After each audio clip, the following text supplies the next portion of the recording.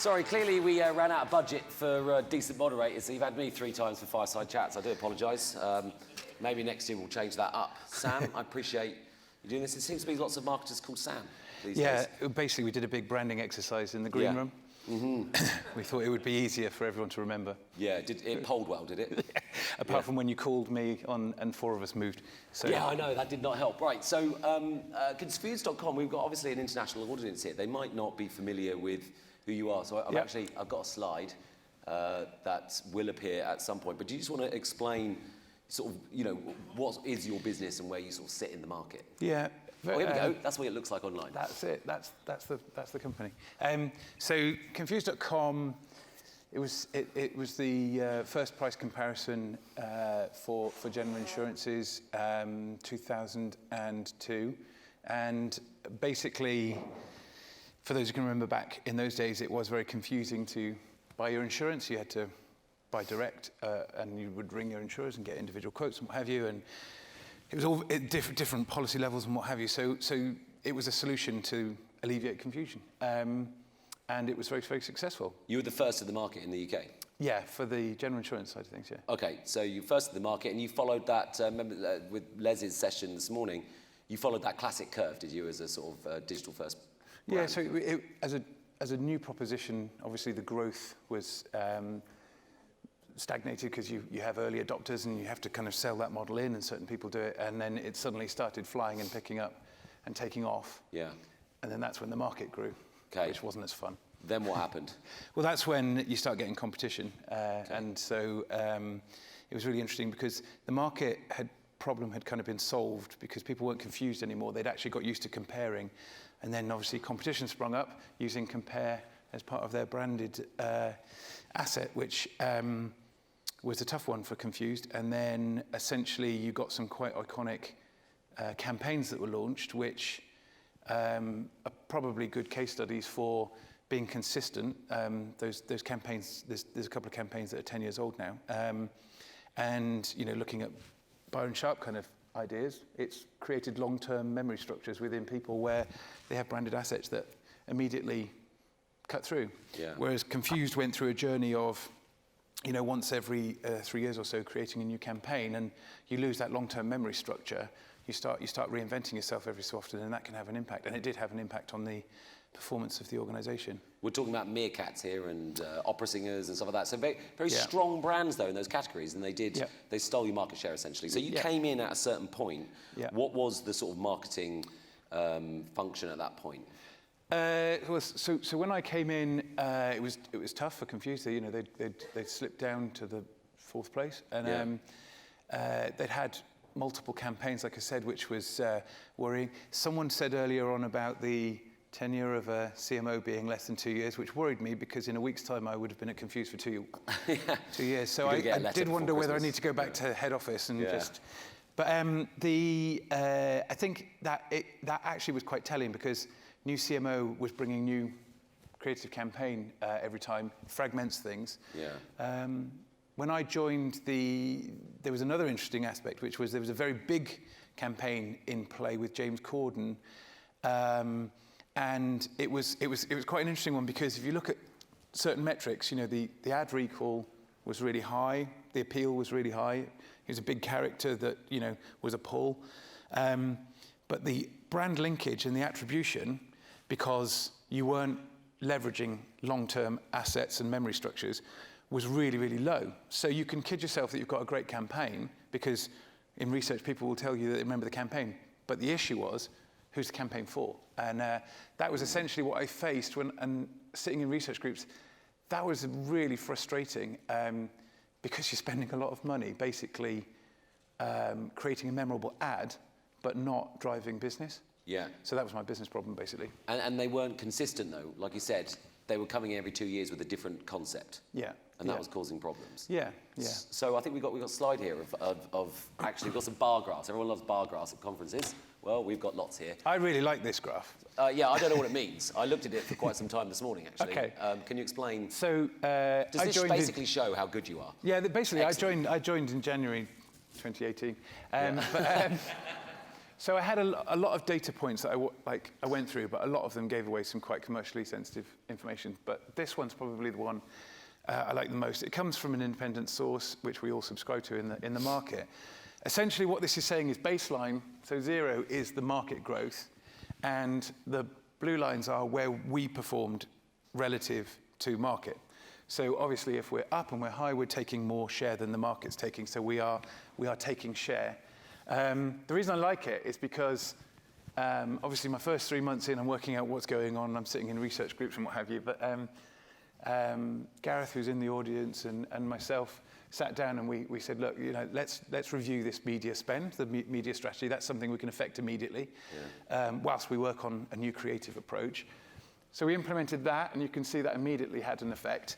And it's kind of really interesting because you can almost work out some proportions here of, well, that gave us a kick, but then when we get the new creative in, it gave us a much larger kick. And it also shows you that as the creative started to age and wear, we were desperately trying to get a new campaign out there that would replicate September 18, and we did when we relaunched with the latest creative in the summer. So it's been it kind of like tells the story, if you can understand what it means. But how are you measuring that then? Was this again econometric modelling that seems to be? Yeah, so econometric modelling was a very important part for helping us with the diversifying of the media spend. They didn't have it in place; they weren't using it, and essentially, I kind of used a bit of kind of CMO spidey sense to say, look, this media allocation doesn't feel right, let's make some adjustments, and that's pretty much what we did there. But then obviously we again got the econometrics kicking in, and that helped us refine on the media side of things. Okay, so when you came in, they were focusing on what a lot on high frequency display, search. Yeah. So basically, you had this big TV ad, with this huge talent, and essentially we're driving hard on linear TV there. So if you think about the S curves with the econometrics, we were just going way beyond because we were chasing a cover build number. But essentially what Gareth and I sat down and reworked was the whole strategy's really got to be about reach. So let's pull it back. Use linear TV to build cover quick. That's great because that's its asset. And then use other media to help diversify the reach out. And that obviously had a huge impact. Okay. Let's talk about your search spend. Yeah. Love hammering search. It's like my favourite thing. What's your spend on search? Is that these days going up or down? Yeah, it's going up. And it's hard. Are you happy about that? No, Okay. I'm not happy about spending more money. But so it's a real tough one. I think I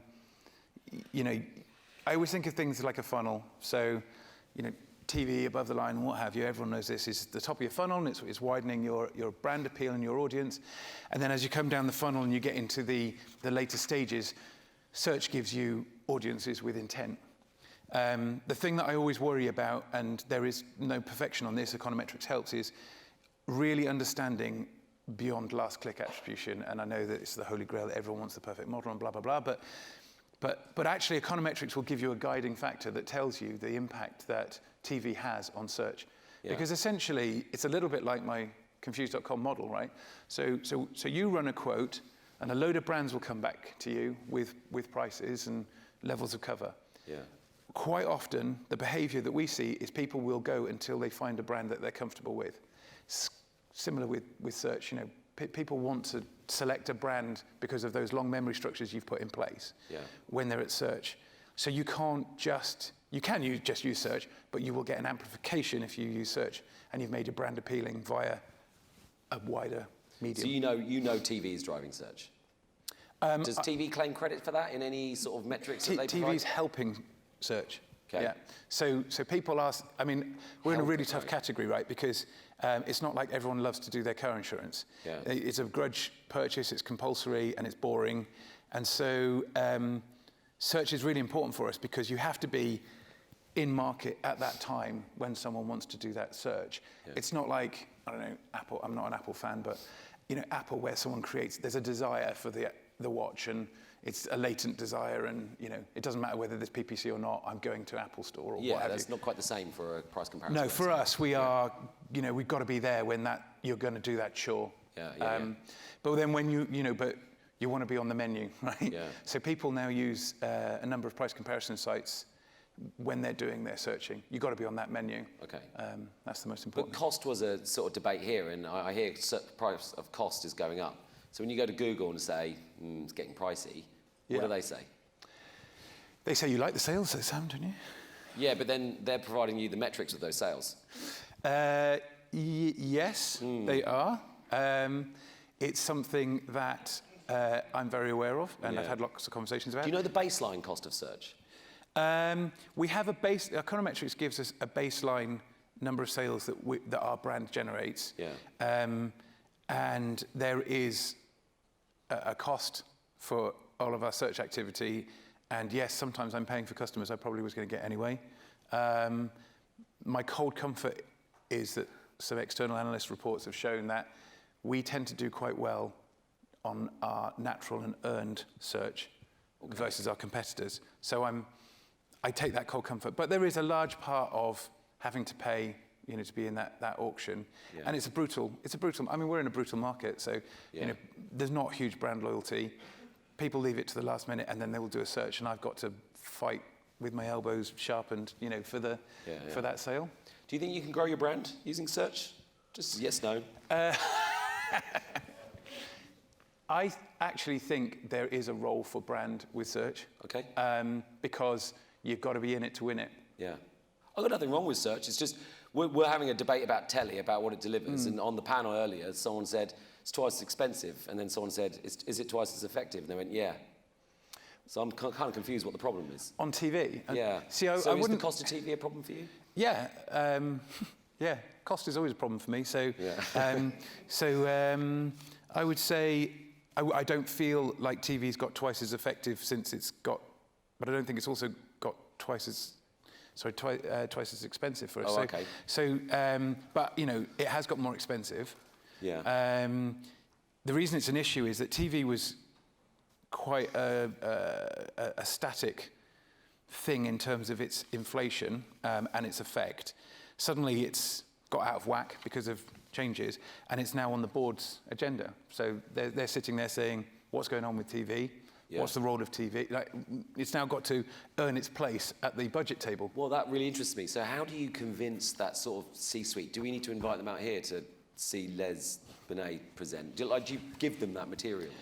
Yeah, actually, the long and the short of it was very helpful to me, and I've told Les this before, because it's a great way to articulate what we needed to do. Mm-hmm. So the first thing I sat down and I said, look, these long-term memory structures, this long-term brand building is missing from Confused. That's why you're feeling the spont problem you've got, and the volumes of people coming to the site. So, and I genuinely, I said, like at the time, Mark Ritson had done something where he'd said, about CMOs, the CMOs that embrace the short of it, the long of it only, get sacked the fastest. You do the short, and then you medium, and then the ones who do the long and the short the longest. But I basically layered that whole concept in. I said, look, I'm coming in brand new, which is probably the first 3 months where they'll actually listen to you. And you're kind of saying, we've got a long-term problem here and a short-term problem, and we're going to have to build a strategy that embraces both.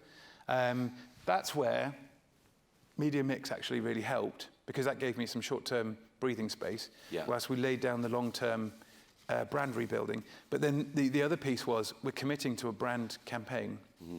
We're going to build some brand assets. Media mix stuff is where 1 + 1 + 1 = 10, right?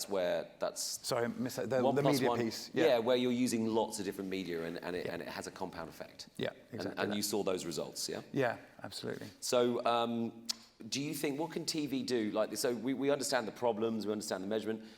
Google and Facebook are in your offices, aren't they? Mm-hmm. Yeah? Do you consider them business partners? I'm making them business partners. I find that so difficult to swallow. Because the reason why, I know I get in trouble for this, but the reason why is because their number one job is to sell you media. Mm-hmm. Their media. Yeah. And then they come in and they sell you business partner packages. So do you think TV should sort of adopt the same strategy? ITV, Channel 4 should come and see you. Yeah. Are you inviting them in at the same? Yeah. Do you know who's your sales guy for ITV? Yeah, Dags and Kelly. Damn it. Who's your sales guy for Google? If we're on a... There we go. Okay. But this is the thing that TV needs to do to help like have a direct relationship. Well, would you buy directly from them and maybe have a sort of performance outcome with telly? Would that suit you guys? I think that it's really important to have the relationships with the broadcasters and the Googles and Facebooks of the world to have a different conversation about, it's not about how much I can spend with you, it's about how you're going to make my business more profitable. Mm-hmm. And that's been where the most valuable conversation is had. And then I've said, I want, and you know, everyone can have this if they want, but I've said I want a business plan, a joint business plan that we work on together. Some are better that than others. But actually, if you can start forming a relationship, you can start having really good conversations about why is that asset important for my objectives and what I'm trying to do. So that's good. I think that, you know, the role that PhD plays and our sponsorship agency Drum, who are part of Omnicom as well, have been very important for us. Yeah. So they know what I've been trying to do, what objectives we're trying to achieve, and so they help us have the conversation as well. I think there's you know, that's a huge part of the conversation. Well, it's good that you take those meetings, because I know around the world media owners struggle to get in with clients and actually have direct conversations with them, and it's good that you're willing to adopt those. Now, we talk about pipes a lot, we talk about media a lot, and I always love to refer this slide. I talk about pipes and media a lot because, frankly, it's really interesting and it's fun to bash Google and Facebook. But this slide here is a Nielsen slide, and I love it. It actually shows you that the roles each element plays into campaign effectiveness, and it basically illustrates that creative is essentially important. We talked about it a bit, and there's a great quote that goes with this. It doesn't matter, if you start with shit, it doesn't matter which pipe you put it down, it's going to come out as shit at the other end. And do you agree, I mean, that's a bit crude, but do you agree with this sort of type of findings? Does this sort of play? Yeah, I mean, I remember there was a time, I can't even remember when, but there was a lot of conversation about the impact of creative. It was about 10% of the actual campaign, and I always found 10%? that... Yeah, I always found that quite uncomfortable, because I think a good example is that Corden example that I talked about, where you sit down and you go, that's great, it's entertaining, it's got a big star, etc., etc., etc. But then, you know, we make a change to the campaign we've done now, material difference to the organisation, and it didn't take a lot. Like, yes, and I always emphasize this to my board, we're building long-term memory structures, but there was also a pretty instantaneous effect from changing that creative. And it was, you know, it was a lot more rational. We were putting Confused.com back at the heart of that ad, but you can't deny that creative has a big effect. I also think that when we talk about the impacts of buying TV, getting more expensive, whatever, creative impact is going to be much Huge. more important. Yeah. And there's lots of clever software that, you know, we're assessing at the moment that can actually help you start really refining that. I mean, the fact that someone was talking to me the other day about, you know, some of the you know, the Netflix and Amazons of this world. It was Clarkson did an interview, didn't he? He was talking about, you know, the final tour or crazy tour or whatever it is he does. The Amazon can tell, you know, within nanoseconds of whether a joke or a gag or a format has worked. And I think that level of creative assessment is going to be quite interesting. Yeah. The problem is creative can't be built all scientifically because you create a bag of bits. Yeah. But I think humans are not ones and zeros, are they? Exactly. Yeah. But getting feedback loops that are much faster to help you with the creative development process, I think, will be really important. Channel 4 contextual moments, I think, is something that's building on that theory. Right, we've got a couple of minutes. Does anyone want to ask Sam a question? He's being very open here, and I've asked him a lot of very fishy questions. But does anyone else want to ask him a question while we're here? Put your hand up. You do get a free book. May I remind you of the cost? £25. No? Okay, so it's future challenges for TV. We talked a bit about that. Obviously, there's SVOD, AdVOD, all the rest of it. Like, are you a bit concerned about the efficiency? Because the production cost for brands is enormous, isn't it? Yeah, preparing all these ads. What do you want to? What's your sort of? What are the challenges in your mind? I think we need to get stronger with the measurement side of things. So I think, you know, BVOD, for example, you know, we've got to get this consistent measurement metric in. I think if broadcasters want to push addressable TV, that's fine, but I need an audited, trustworthy kind of like platform that will tell me that I got the audiences that I was buying, and it needs to be consistent and integrated with how we're buying linear TV. And also just got to remember, I mean, like, I know different advertisers have different strategies, but for me, TV is there building us the cover, and I get a load of collateral benefit from not having addressable TV. If we can top up reach in a trustworthy way with addressable, then it will be a complementary piece. But at the moment, we've got to get confident behind how it's being measured that we've got that audience. Yeah, and on the addressable piece, do you think addressable on its own, with the metrics that you're getting, is pricey? Yeah. Oh, yeah. Yeah? So what do you want to know from addressable? You want to say, look, these people didn't see my ad, but addressable will give me that.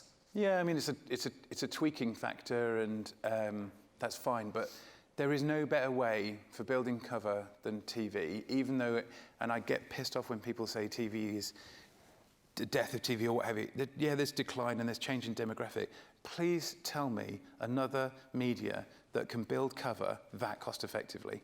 It's just like, the reason that we're having these debates is because it's back on the board agenda, because it was so consistent for so long and now it's costing more money. So we have to address that. But let's not lose sight of the fact that it's a great way to broadly build cover. Of course. And what are you telling the media owners sort of privately, you know, when you have your lunches with Dags and Kelly at the Ivy? Don't deny it, because I know you do. And are you telling them, like, can't work with JA at Channel 4? Are you pushing a sort of collaboration agenda? Yeah, I mean, Dovetail would be great. I know it's a year away. It's been a year away for 5 years. But, you know, I was at Microsoft and loosely involved with Kangaroo, and that would have been amazing if we'd got that. Yeah. We would have been, in the UK market would have been ahead of the game, hugely. Yeah. So yes, it's about work together, create that auditable, BVOD format, and let's work out how it's a good complementary strategy with the linear. Okay, so TV companies, holistic measurement across all your assets. Yeah, that's perfect. Collaboration and efficiency. Yeah. Samuel Day, everybody. Let's give him a round of applause. Cool. Thank you very much.